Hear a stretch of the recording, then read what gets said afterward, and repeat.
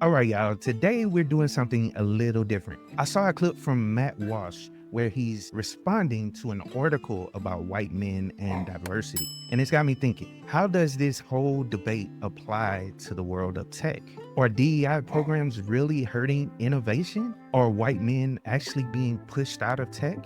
Is there a great discrimination happening, or is there more to the story? Let's break it down and bring some facts into the conversation. All right, let's talk about one of the biggest flaws in Matt's argument. He's trying to compare white men being criticized today with the actual systemic discrimination that Black people, women, and other minorities have faced for generations. And honestly, that comparison just doesn't hold up. He says, imagine if someone wrote an article saying Black people should stop complaining. And I see what you're trying to do, but here's the problem. Black people have been fighting against real, documented, institutional discrimination for centuries. This isn't just about feelings. This is about the policies that have directly hurt Black communities for generations. Let's break it down. Redlining and housing discriminations. For decades, Black families were legally denied the ability to buy homes in certain neighborhoods. That means no generational wealth, no home equity, no economic mobility. Meanwhile, white families were getting home loans, building wealth, and passing it down. The reality remains. It is just a fact that affirmative action and DEI have discriminated against white males for decades. Every single institution in the country has put in place policies that deliberately make it more difficult for white males to be hired. And once they are hired, more difficult to advance. That's not some sort of wild theory. It's the whole point of these policies. Oh, and let's not talk about job disparities. Black people have always faced hiring discriminations, and we still do. There's a famous study called the Black Sounding Names Study, where researchers sent out identical resumes to job postings, but the only difference was some had names like Emily and Greg, and the others had names like Jamal and Lakeisha. But guess what? The white sounding names got 50% more callbacks. And I'm talking about the same experience, same qualifications. The only difference was the name. So let's be real. When people say Black folks should stop complaining, they're ignoring the fact that Black people actually have systemic barriers that have impacted jobs, housing, and economic stability for generations. Meanwhile, Matt and guys like him are acting like a few negative news articles about white men are the same thing as decades of racial discrimination. Now, one of the wildest things about Matt's take is this idea that white men don't get recognized for their accomplishments. And trust me, he's not the only one I've heard said this. Nearly every good thing you have in your life, everything that makes your life safer, more comfortable, more enjoyable, was given to you by a white man. The vast majority of the greatest pioneers, inventors, thinkers, leaders in the history of Western civilization have been white men. White men have been by far and away the main ones to fight our wars, achieve every political and scientific advancement, build basically every aspect of our society.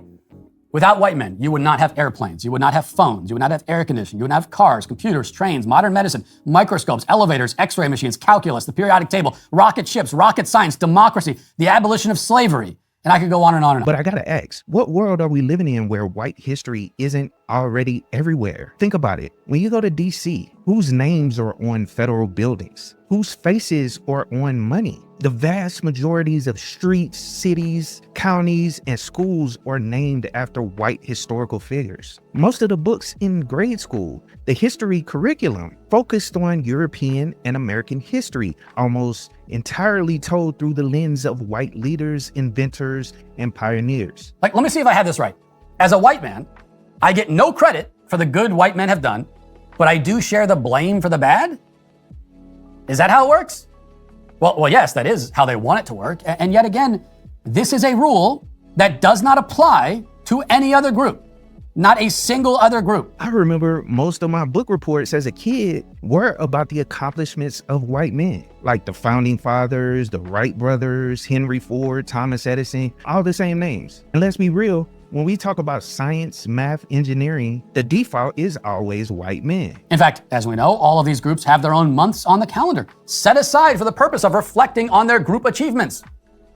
White men do not, even though, frankly, we have the most achievements. That's why people had to fight for things like Black History Month or Women's History Month, not because white history was erased, but because it was already dominant. So to act like white men aren't allowed to take pride in their history, nah, man. White history is baked into every institution in this country. What's actually happening is that other groups are finally getting space to be recognized too. And somehow that's being spun into oppression. Now, another point I wanted to touch on was that Matt stated white men have no power left in society, especially in tech. But let's take a second to actually look at who's running things. The biggest tech companies in the world, who runs them? Apple, you got Tim Cook, he's a white guy. Meta, Mark Zuckerberg, he's a white guy. Amazon, Andy Jassy, he's a white man. Google is ran by Sundar, I don't want to mess up his name, but he's an Indian man. But Google was founded and built by Larry Page and Sergey Brin, both white men. And then Microsoft, Satya Nadella, but who founded it? We all know Bill Gates and Paul Allen. And then also, let's not forget about NVIDIA. Jensen Huang, but NVIDIA's board of directors are mostly white men. So if DEI is supposedly erasing white men from tech, why do white men still run the biggest and most powerful companies in the industry? And let's talk about startup funding, because this is another area where Matt's argument falls apart. When you look at venture capital money, white men get the overwhelming majority of investment dollars. Studies show that white founders get more funding than Black and Latino founders combined. Also, white women get more than Black women, but still less than white men. And the people making those investment decisions, over 80% of venture capitalists are white men. So let's just say it. If DEI was actually hurting white men's chances in tech, why are they still the ones making all the hiring and funding decisions? Why do they still have the most wealth and influence in the industry? I mean, it's funny to see Matt act like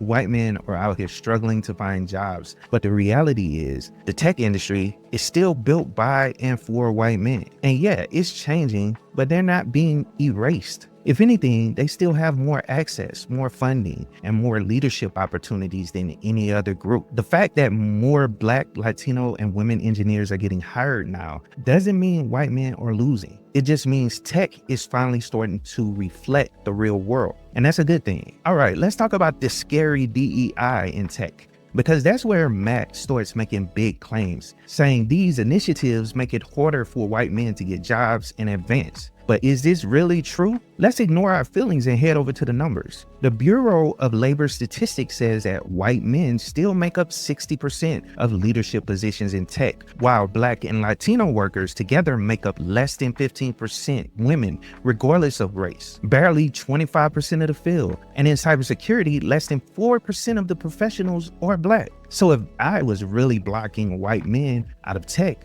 wouldn't these numbers be completely flipped? Now, there's another thing he touched on was, do diverse teams actually perform worse? And this is where it gets interesting. Studies from MIT and Harvard have actually found that diverse teams perform better in problem solving and innovation because they bring different perspectives. And that's why big companies like Google, Microsoft, and IBM actively invest in diversity programs. And it's not as a charity, but because it makes their teams stronger. So no, hiring only for diversity is not the answer, but neither is shutting down diversity programs, because innovation thrives when different perspectives collide. All right, so Matt's biggest claim is that white men are systematically discriminated against in tech hiring and promotions. And he's not the only one. Like I said earlier, there are people like Brian Lunduke and others. So let's ask the real question. Are white guys getting shut out of the industry? Let's look at Google. When they released diversity hiring data, white men still made up over 50% of new hires. In 2023, the biggest tech layoffs hit people of all demographics, not just white men. And when companies like OpenAI, NVIDIA, or Apple look for talent, they're hiring the best engineers they could find. They're not out here picking based on quotas, which is very stupid for people to believe this. Look, at the end of the day, tech should be about what you can build, not what you look like. The real problem isn't white men losing opportunities, it's gatekeeping. It's outdated hiring practices. It's companies not investing in the next generation of engineers, no matter their background. Instead of fighting over who deserves credit, let's focus on who's doing work right now to push technology forward. Because trust me, the AI revolution